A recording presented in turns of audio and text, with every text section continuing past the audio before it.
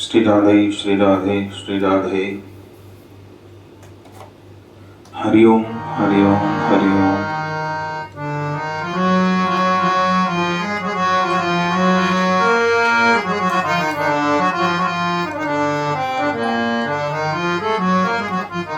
राधा मेरी स्वामिनी,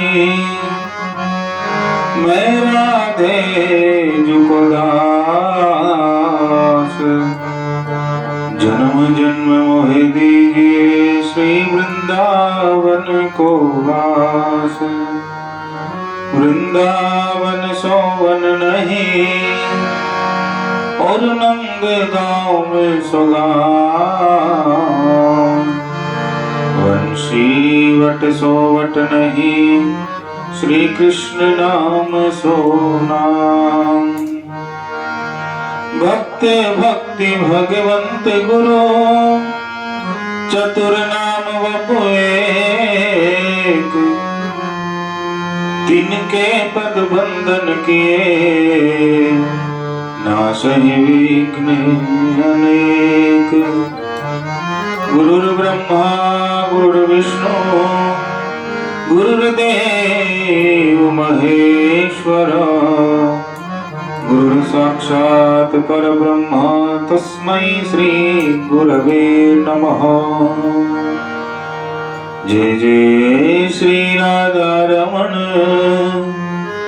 जय जय नवल किशोर। जय गोपी चित चोर प्रभु, जय जय माखन चोर। श्री वृंदावन बिहारी लाल की जय, श्री राधा रानी सरकार की जय। जय जय श्री राधे श्याम, जय जय श्री सीताराम। बोलो बाके बिहारी लाल की जय। जय जय श्री राधे।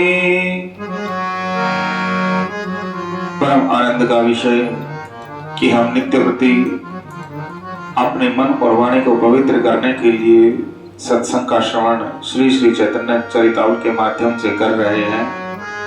उसी श्रृंखला में आप सभी ने कल भगवत भजन में बाधक भाव इस विषय पर चर्चा सुनी। उसी के अंतर्गत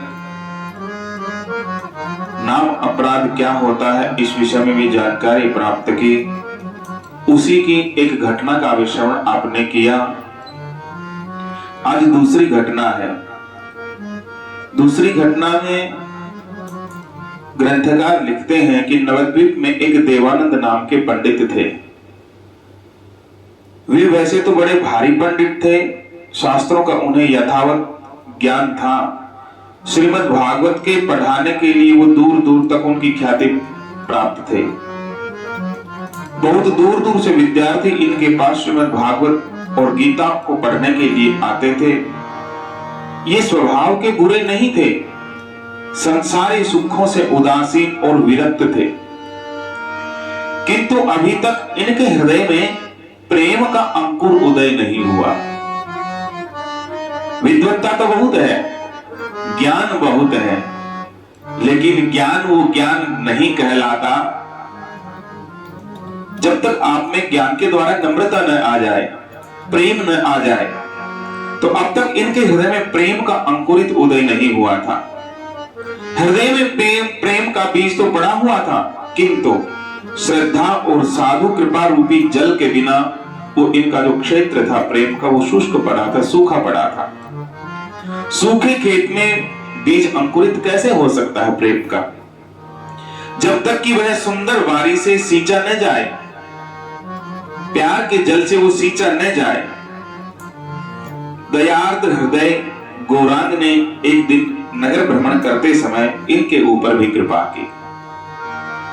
उनके ऊपर वाक प्रहार करके उनके सूखे और जमे हुए हृदय रूपी क्षेत्र को पहले तो जोत दिया वाणी का प्रभाव करके, फिर कृपा रूपी जल से सींच करके उसे स्निग्ध, चिकना और उत्पन्न होने के योग्य बना दिया। ये संत कृपा करते हैं। देवानंद को श्रीमद् भागवत पढ़ाते देख करके प्रभु क्रोधित भाव से कहने लगे, ओ पंडित, श्रीमद् भागवत के अर्थों का अनर्थ क्यों किया करता है? तू भागवत के अर्थों को क्या जाने? श्रीमद् भागवत तो साक्षात श्री कृष्ण का श्री विग्रह ही है। जिनके हृदय में प्रेम नहीं, ये बात बड़ी ध्यान से सुनने योग्य है कि जिनके हृदय में प्रेम नहीं, भक्ति नहीं, साधु महात्मा और ब्राह्मण वैष्णवों के प्रति श्रद्धा का भाव नहीं, वह श्रीमद् भागवत की पुस्तक को छूने का अधिकारी तक नहीं है। फिर सुनो, जिनके हृदय में प्रेम नहीं, भक्ति नहीं, साधु महात्मा ब्राह्मण तथा वैष्णवों के प्रति श्रद्धा का भाव नहीं, वो व्यक्ति श्रीमद् भागवत की पुस्तक के छूने तक का अधिकारी नहीं है। भागवत, गंगा जी, तुलसी और भगवत भक्त ये भगवान के ही रूप हैं। कौन कौन से? श्रीमद् भागवत, गंगा जी, तुलसी और भगवान के भक्त, ये चारों ये भगवान के ही रूप समझने चाहिए। जो सूखे हृदय के हैं, जिनके अंतःकरण में भक्ति नहीं, वे इनके द्वारा क्या लाभ उठा सकते हैं? अंदर से तो सूखे पड़े हैं, केवल वाक पटुता है, बस वाणी के द्वारा लोगों को मोह लिया, तो वो क्या जाने इससे क्या लाभ उठा सकते हैं वो। वैसे ही ज्ञान की बातें भगाते रहना, बस इसमें सब कुछ नहीं हो जाता। ऐसे पढ़ने से फिर क्या लाभ? ला तेरी पुस्तक को फाड़ करके मैं श्री गंगा जी में प्रवाहित कर देता हूं, ऐसा गौरांग महाप्रभु ने कहा। इतना कहकर के प्रभु भावावेश में उनकी पुस्तक को फाड़ने के लिए दौड़े। भक्तों ने यह देखकर के प्रभु को पकड़ लिया और शांत किया। प्रभु को भावावेश में देख करके भक्त उन्हें आगे ले आए। लौटते हुए प्रभु फिर देवानंद के स्थान पर आ गए। उस समय प्रभु भावावेश में नहीं थे। उन्होंने देवानंद जी को वह बात याद दिलाई जब वे एक बार श्रीमद् भागवत का पाठ पढ़ा रहे थे और श्रीवास पंडित भी पाठ सुन रहे थे भाव से। एक बार ये कथा पढ़ा रहे थे और श्रीवास पंडित जी बड़े भाव से सुन रहे थे, तो उन्होंने उस बात को याद दिलाया कि जिस श्रीमद् भागवत के अक्षर अक्षर में ठूस ठूस करके प्रेम भरा हुआ है, ऐसी भागवत का जब श्रीवास पंडित ने पाठ सुना, वे प्रेम में बेहोश होकर के, मूर्छित होकर के गिर गए। आपके भक्तों ने उन्हें उठाकर के बाहर डाल दिया कि क्या बवाल आ गया। उनके प्रेम को समझा नहीं, उठाकर के बाहर डाल दिया और आपने इसमें कुछ भी आपत्ति नहीं जताई। आप कैसे कथाकार हैं? महाभागवत श्रीवास पंडित के भावों को जब आपने समझा ही नहीं, तब आपके शिष्य तो क्या समझते? इसलिए उन्होंने बाहर उठा करके डाल दिया। आपने उस समय एक भगवत भक्त का बुरी तरह से तिरस्कार किया। यह आपके ऊपर अपराध चढ़ा हुआ है। नाम अपराध सुने थे कल? तो ये भगवत भक्त का जो अपराध है वो आपके ऊपर चढ़ा हुआ है। देवानंद विरक्त थे, पंडित जी विद्वान थे, शास्त्रज्ञ थे, फिर भी उन्होंने प्रभु के क्रोध युक्त वचनों का कुछ भी उत्तर नहीं दिया। उस समय भगवान की कृपा से उनकी बुद्धि शुद्ध हो गई, उन्हें अपने भूल का अनुभव होने लगा। वे प्रभु के शरणापन्न हुए और उन्होंने अपने पूर्व के भूल तथा अज्ञान में किए जाने वाले अपराध के लिए श्रीवास पंडित से क्षमा याचना की कि उस दिन आप कथा सुन रहे थे और मैं कथा श्रवण करा रहा था, आप भाव विभोर होकर के रुदन करने लगे, मूर्छित हो गए और मेरे अनुयायियों ने उठा करके आपको बाहर डाल दिया। ये मुझसे अपराध बना, आप मुझे क्षमा कर दें। तो उन्होंने क्षमा याचना की। जब प्रभु की उनके ऊपर कृपा हो गई, तब उनके भगवत भक्त होने में क्या देर थी। फिर तो वे उस दिन से परम भक्त बन गए। प्रभु अपने भक्तों को भजन की प्रणाली और भजन किस प्रकार से बनकर के करना चाहिए, इसकी शिक्षा सदा दिया करते थे। एक दिन आप भक्तों को भगवान नाम का महात्म्य बता रहे थे। महात्म्य बताते हुए उन्होंने कहा, भक्त को अपने लिए तृण से भी नीचा समझना चाहिए, तिनके से भी तुच्छ समझना चाहिए और वृक्षों से भी अधिक हमें सहनशील होना चाहिए। यदि आप भगवत भक्त हो, स्वयं तो कभी मान की इच्छा करे नहीं, किंतु दूसरों को सदा मान प्रदान करते रहना चाहिए। सामने वाले को हमेशा सम्मान दो, हमेशा आदर दो, लेकिन खुद कभी आदर की कामना नहीं करनी चाहिए, अमानी बनकर के रहना चाहिए। इस प्रकार होकर के निरंतर भगवान नामों का ही चिंतन स्मरण करते रहना चाहिए। सबसे अधिक सहनशीलता पर ध्यान देना चाहिए। जिसमें सहनशीलता नहीं, वह चाहे कितना भी बड़ा विद्वान, तपस्वी और पंडित क्यों ना हो, कभी भी भगवत कृपा का वो अधिकारी नहीं बन सकता है। इसलिए संतत्व की प्रथम सीढ़ी सहनशीलता है। सहनशीलता का पाठ वृक्षों से हमें सीखना चाहिए। वृक्ष किसी से कटु वचन नहीं बोलते। उन्हें जो ईंट पत्थर मारता है तो भी उस पर वो रोष नहीं करके, उल्टा प्रहार न करके उनको पके हुए फल ही देते हैं बदले में। भूख प्यास लगने पर भोजन तथा जल की याचना नहीं करते कि मुझे प्यास लगी है, पानी नहीं है, सूख गया हूं, पानी दो, नहीं मांगते। सदा एकांत में ही रहते हैं। इसी प्रकार भक्त को जन संसद से पृथक रह करके, यानी कि समाज वालों से दूर रह करके, संसारी व्यक्तियों से दूर रह करके, जन संसद से पृथक रह करके, किसी से भी किसी बात की याचना न करते हुए अमानी और सहनशील बन करके भगवत चिंतन सदा सदा करते रहना चाहिए। इसके अनंतर आपने हरे नाम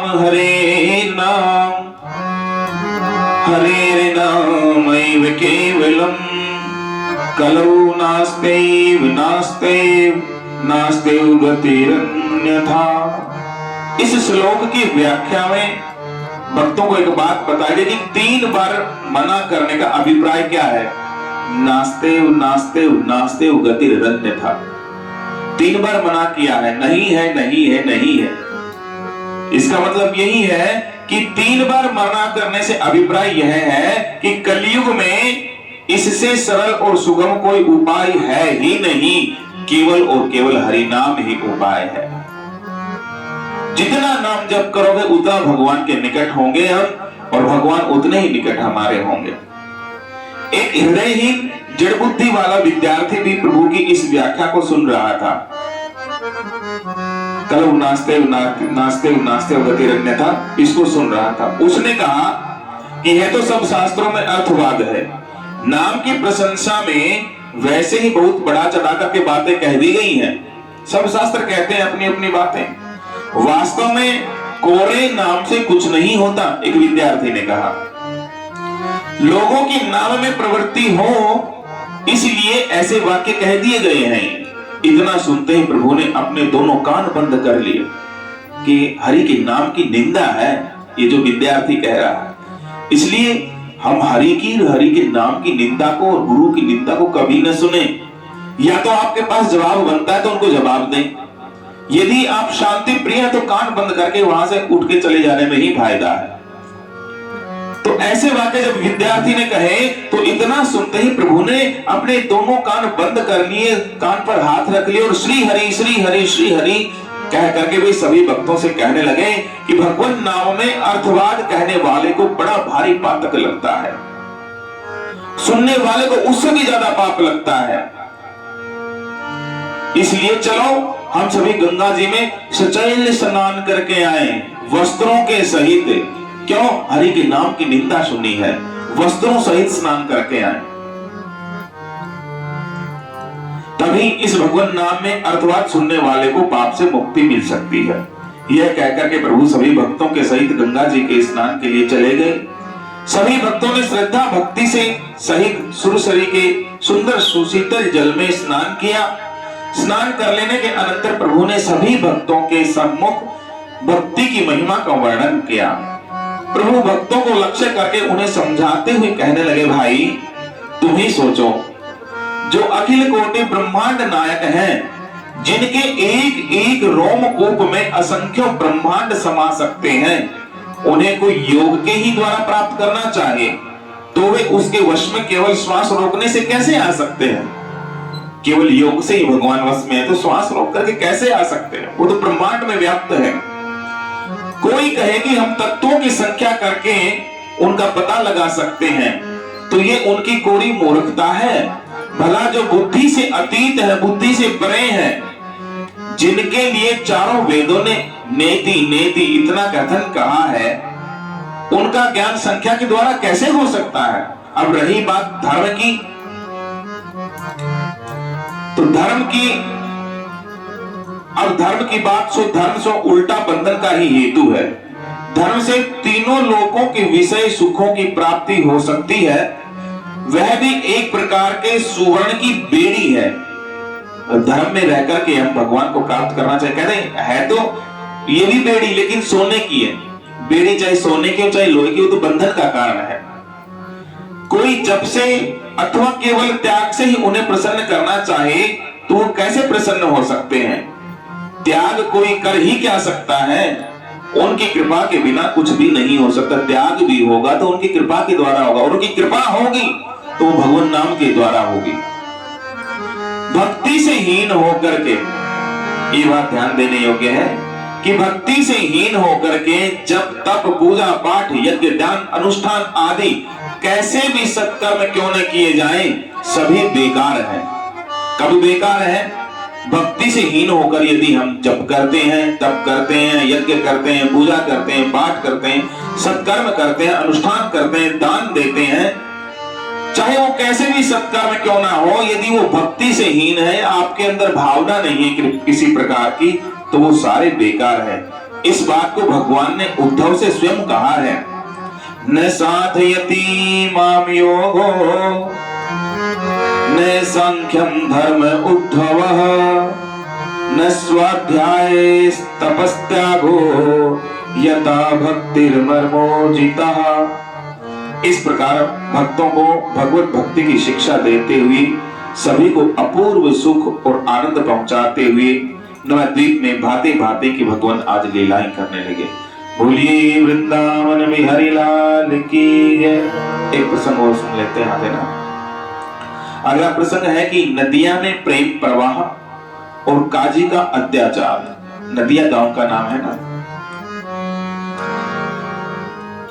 जिसकी जिह्वा से एक बार भगवान के मधुर नाम का उच्चारण हो गया है, भगवान के प्यारे से नाम का जिसकी जिह्वा से एक बार भी उच्चारण हो गया है भाव से, या स्वर्ण के द्वारा हृदय में स्फुरित हो गया है, अथवा कान से भगवान का नाम सुन लिया है, जीभ से बोल दिया है, या उच्चारण हो गया, या स्मरण कर लिया है हमने, या फिर सुन ही लिया है, फिर चाहे नाम का उच्चारण शुद्ध हो या अशुद्ध हो, नाम का उच्चारण शुद्ध हो अथवा अशुद्ध हो अथवा व्यवधान सहित हो, तो भी उस नाम के उच्चारण स्मरण तथा श्रवण से मनुष्य अवश्य ही पार उतर जाता है।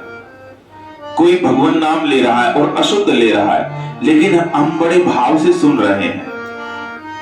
भाव से सुनने पर भी हमारा उद्धार निश्चित है, किंतु उस नाम का व्यवहार शुद्ध भाव से होना चाहिए। कहने वाला का भाव भी शुद्ध होने चाहिए और सुनने वाले का भाव भी शुद्ध होना चाहिए। यदि शरीर धन स्त्री लोभ अथवा पाखंड के लिए नाम का आश्रय लिया जाएगा, शर्त रखिए, यदि शरीर का सुख धन स्त्री लोभ अथवा पाखंड के लिए नाम का सहारा लिया जाएगा, नाम लेना व्यर्थ तो नहीं जाएगा, उसे जो फल मिलना होगा वो विलंब से मिलेगा, वह शीघ्र फल देने वाला नहीं हो सकेगा। भगवान का नाम तो प्रभावशाली है, वो तो प्रभाव दिखाएगा, लेकिन जितना प्रभाव दिखाना उतना नहीं दिखाएगा, जिस समय दिखाना उस समय नहीं दिखाएगा, बहुत विलंबता से दिखाएगा। इसी बात को चरितार्थ करते हुए प्रेम ही जीवन है। जिस जीवन में प्रेम नहीं वह जीवन नहीं, वो तो जंजाल है। फिर इसलिए हम प्रेमी बने। जहां प्रेम है वहीं वास्तविक प्रेम की छटा दृष्टिगोचर होती है। कहीं प्रेमियों का सम्मिलन देखिए, आप प्रेमियों की वार्ता को सुनिए, अथवा प्रेमियों के हास परिहास खान पान तथा उनके मेले आदि उत्सवों में सम्मिलित होइए, तब आपको पता चलेगा कि वास्तविक जीवन कैसा होता है। हम जो जीवन जी रहे हैं अफरा तफरी का, ये जीवन नहीं है। प्रेमियों के समुदाय में हम जाकर के देखें वो किस तरह से एक दूसरे का मान सम्मान करते हैं, किस तरह से हंसी मजाक भी करते हैं, लेकिन उनका हंसी मजाक एक सीमित दायरे का होता है। तब हमें पता चलेगा कि जीवन कैसा होता है और उसमें कितना मजा है और जीवन कितना मीठा है। उस मिठास के सामने संसार के जितने भी मीठे कहे जाने वाले पदार्थ हैं वे सभी फीके फीके से मालूम होने लगेंगे। किसी भाग्यवान पुरुष के शरीर में ही प्रेम प्रकट होता है और उसकी छत्र छाया में जितने भी प्राणी आकर के आश्रय लेते हैं वे सभी पावन हो जाते हैं, उन्हें भी वास्तविक जीवन का सुख मिल जाता है। कोई प्रेमी है, उसके पास हम रहें और उसके पास रहने से जो हमें सुख की प्राप्ति होती है वो अतुलनीय है, उसको जीवन का फिर वास्तविक सुख मिल जाता है। प्रेमी जिस स्थान में निवास करता है वो भूमि पावन बन जाती है, जिस स्थान में वो क्रीड़ा करता है वह स्थान तीर्थ बन जाता है, और जिन पुरुषों के साथ वो लीला करता है वे बड़भागी पुरुष भी सदा के लिए अमर बन जाते हैं। कितनी प्रेम की महिमा है। जिस नवद्वीप में प्रेम अवतार गौरचंद्र उदित होकर के अपने सुखद शीतल किरणों के प्रकाश से संसारिक तापों से आक्रांत प्राणियों को शीतलता प्रदान कर रहे हो, उस भाग्यवती नगरी के उस समय के आनंद का वर्णन कर ही कौन सकता है। महाप्रभु के कीर्तन आरंभ से संपूर्ण नवद्वीप एक प्रकार से आनंद का घर बन गया। वहां हर समय कृष्ण कीर्तन की मधुर ध्वनि सुनाई पड़ती थी। जगाई मधाई के उद्धार से लोग संकीर्तन का महत्व समझने लगे कि जब ऐसे कुंठित व्यक्तियों की बुद्धि सुधार सकता है संकीर्तन, तो हमारा कल्याण क्यों नहीं कर सकता। हजारों लोग सदा प्रभु के दर्शनों के लिए आते, वे प्रभु के लिए भांति भांति की भेंट लाते। कोई तो सुंदर पुष्पों की माला लेकर के प्रभु के गले में पहनाता, कोई स्वादिष्ट फलों को ही उपहार के स्वरूप उनके सामने रखता, बहुत से सुंदर सुंदर पकवान अपने घरों से लाकर के प्रभु को भेंट करते, और प्रभु भी क्या करते, उनमें से थोड़ा सा लेकर के सभी के मन को प्रसन्न कर देते। सभी आकर के पूछते, प्रभु हम लोग भी कुछ कर सकते हैं क्या? क्या हम लोग भी कृष्ण कीर्तन का अधिकार हमें भी है क्या? प्रभु ने कहा कि कृष्ण कीर्तन सबको ही कर सकता है, इसमें तो अधिकारी अनअधिकारी का कोई सवाल ही नहीं। भगवान नाम के तो सभी अधिकारी हैं। नाम में विधि निषेध अथवा ऊंच नीच का कोई विकार है ही नहीं। चाहे कोई कैसा भी व्यक्ति हो, कैसे भी स्थान पर बैठा हो, उसकी विचारधारा कैसे भी हो, लेकिन भगवान नाम सब ले सकते हैं। भगवान का नाम लेने का अधिकार सबको है। आप लोग प्रेम पूर्वक श्री कृष्ण कीर्तन कर सकते हैं। इस पर लोग पूछते कि प्रभु हम लोग तो जानते ही नहीं कीर्तन कैसे किया जाता है, हमें आज तक संकीर्तन की शिक्षा ही नहीं मिली और न हमें इसकी कोई पद्धति की कोई पुस्तक ही मिली, ना हमने उस पुस्तक को पढ़ा। प्रभु हंसकर कहने लगे कि नाम संकीर्तन में सीखना ही क्या है, यह तो एक बड़ा सरल मार्ग है। इसके लिए विज्ञता तथा बहुज्ञता की आवश्यकता नहीं, सभी कोई इसे कर सकता है। देखो इस प्रकार ताली बजा करके हरि हरये नमः, कृष्ण यादवाय नमः, गोपाल गोविंद राम श्री मधुसूदन, ताली बजा करके हम संकीर्तन कर सकते हैं। इस मंत्र को या और किसी मंत्र को जिसमें भगवान के नामों का संकीर्तन हो उसको गाते जाए। 10-5 अपने साथी इकट्ठे कर लिए तथा सभी मिलकर के नाम संकीर्तन करने लगे। तुम लोग नियम पूर्वक महीने भर तक करो और फिर इसका असर देखना कि आपको कितना आनंद आने लगता है। लोग प्रभु के मुख से भगवान नाम महात्म्य और कीर्तन की महिमा सुनते और वहीं उन्हें दिखा दिखा करके संकीर्तन करने लगते। जहां वे भूल करते प्रभु उन्हें फौरन बता देते। इस प्रकार उनसे जो भी पूछने जाते उन सभी को भगवान नाम संकीर्तन का ही वो उपदेश करते कि कलयुग में केवल और केवल भगवान नाम संकीर्तन ही जीवन का आधार है। पहले लोग ताली बजा बजा करके संकीर्तन करते थे, किंतु जो जो उन्हें संकीर्तन में आनंद आने लगा, तो ही तो उनके संकीर्तन के साथ ढोल, करताल तथा झांझ, मृदंग आदि वाद्य यंत्रों का समावेश होने लगा। एक को कीर्तन करते देख करके दूसरे को भी उत्साह होने लगा, और उसने भी 10-5 लोगों को इकट्ठा किया, अपनी एक मंडली बना ली और दोनों समय नियम से संकीर्तन करने लगे। इस प्रकार प्रत्येक मोहल्ले में बहुत सी कीर्तन मंडलियों की स्थापना हो गई, दुनिया भर की कीर्तन मंडलियां बन गई। अच्छे अच्छे घरों के लोग संध्या के समय अपने सभी परिवार वालों को इकट्ठा करके साथ लेकर के संकीर्तन करते, जिसमें स्त्री पुरुष छोटे बड़े सभी शामिल होते। भक्त सदा आनंद में छके रहते हैं, परस्पर एक दूसरे का आलिंगन करते। दो भक्त जहां भी रास्ते में मिलते वहीं एक दूसरे से लिपट जाते प्रेम के वशीभूत। कोई दूसरे को साष्टांग प्रणाम ही करते, वह जल्दी से उनके चरण रज लेने को दौड़ता। कभी 10-20 भक्त मिलकर के संकीर्तन के पदों का ही गायन करने लगते, कोई बाजार में सबके सामने नृत्य ही करने लग जाता। इस प्रकार भक्ति रूपी नदियां में सदा प्रेम की तरंगे उठती रहती। रात्रि दिन शंख, घड़ियाल, तुरई, ढोल, करताल, झांझ, मृदंग आदि अनेक प्रकार के वाद्य यंत्रों से संपूर्ण नवद्वीप गूंजता रहता। चारों तरफ संकीर्तन की ध्वनि, इतना नाम प्रचार हुआ। महाप्रभु भक्तों को साथ लेकर के रात्रि भर संकीर्तन करते। प्रातः काल 2 घंटे के लिए सोते, केवल 2 घंटे के लिए। उठते ही भक्तों को साथ लेकर के गंगा स्नान करने के लिए चले जाते। भक्तों को तो लोगों ने सदा ही बावले ऐसा कहकर के उपाधि दी कि तो पागल है। इन बावले भक्तों का स्नान भी विचित्र प्रकार का होता। ये लोग सदा अफीमची की तरह से पिनक में ही बने रहते, नशे में बने रहते, मद्यप के समान नशे में झूमते रहते और पागलों के समान ये बड़बड़ाया करते थे। स्नान करते करते किसी ने किसी की धोती ही फेंक दी, तो किसी ने किसी के ऊपर जल उलीच दिया। कोई तैर करके उस पार जा रहा है तो कोई प्रवाह के विरुद्ध तैर करके दुस्साहस कर रहा है, उल्टा तैर रहा है, पानी उधर से आ रहा है, उल्टा तैर, मतलब अनेक जल क्रीड़ाएं करते हैं। इस प्रकार घंटों में इनका स्नान समाप्त होता। तब प्रभु सब भक्तों के सहित घर जाते, देव पूजन, तुलसी पूजन आदि कर्मों को करते। तब तक विष्णु प्रिया भोजन बना करके तैयार कर लेती। जल्दी से आप भोजन पर बैठ जाते। भक्तों के साथ लिए उन्हें भोजन अच्छा नहीं लगता, तो बिना भक्तों के 5-10 भक्त उनके साथ ही रहते थे हमेशा। भोजन करते करते कभी तो माता से कहते, अम्मा तेरी बहू के हाथ में न जाने कैसा जादू है, सभी चीजों में बड़ा भारी मिठास है, और तो और साग भी मीठा लग रहा है हमें तो। पास बैठे हुए भक्त से कहने लगे, क्यों जी, ठीक कह रहा हूं ना, तुम्हें साग में मिठास मालूम पड़ती है कि नहीं? यह सुनकर के सभी भक्त हंसने लगते। विष्णु प्रिया जी मन ही मन मुस्कुराने लगते। भोजन के अनंतर आप थोड़ी देर विश्राम करते। तीसरे पहर फिर धीरे धीरे सभी भक्त प्रभु के घर आकर के इकट्ठे हो जाते। तब प्रभु उनके साथ श्री कृष्ण की कथाएं कहने लगते।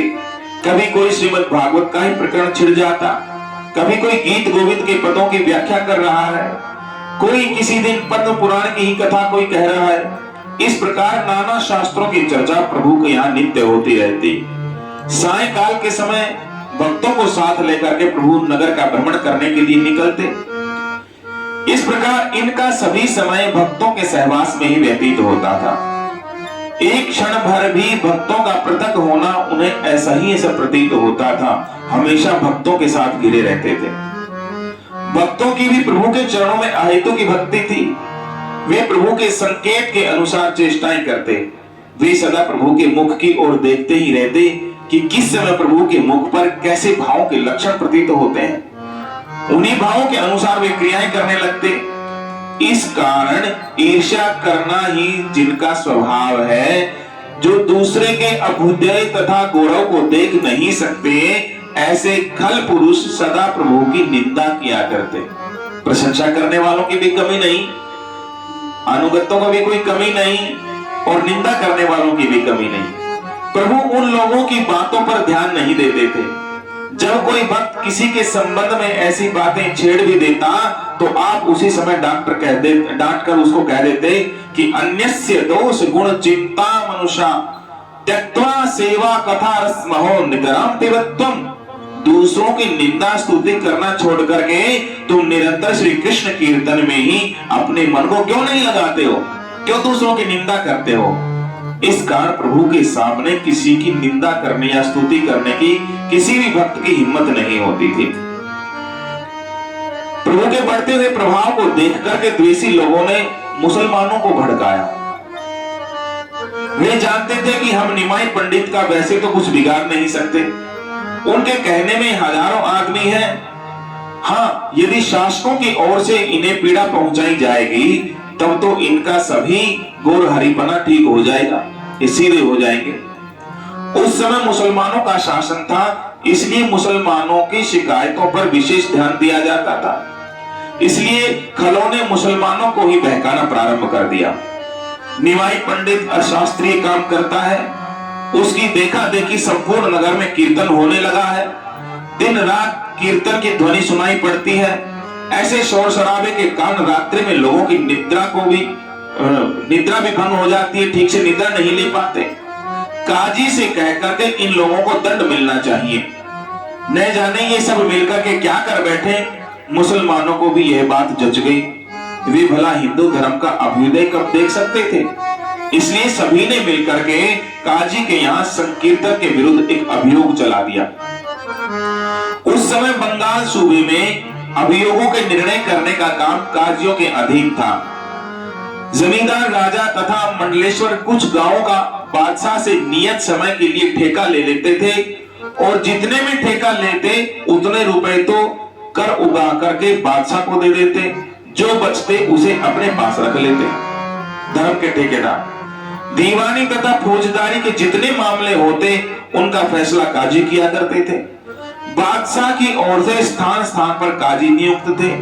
उस समय बंगाल के नवाब हुसैन शाह थे, वे बंगाल के स्वतंत्र शासक थे। उनकी ओर से फौजदार चांद खान नाम के काजी नवद्वीप में नियुक्त थे। बादशाह के दरबार में इनका बड़ा सम्मान था। कुछ लोगों का कहना है कि ये हुसैन शाह के विद्या गुरु थे।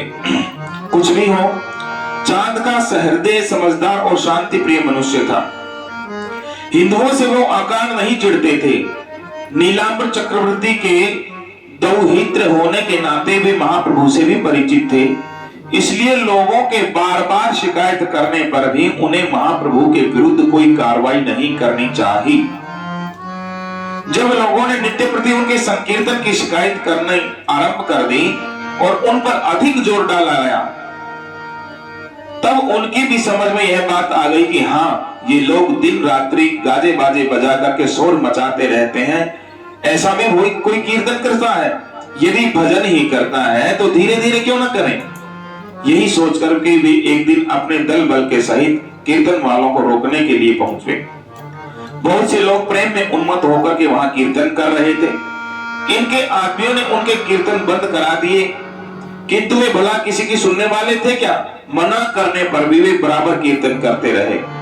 इस पर काजी को क्रोध आ गया और उसने अंदर घुस करके कीर्तन करने वालों के ढोल इत्यादि फोड़ दिए और भक्तों से डांट करके उनसे कहने लगे कि खबरदार, आज से किसी ने इस तरह से शोर मचाया तो सभी को जेल खाने भेज दूंगा।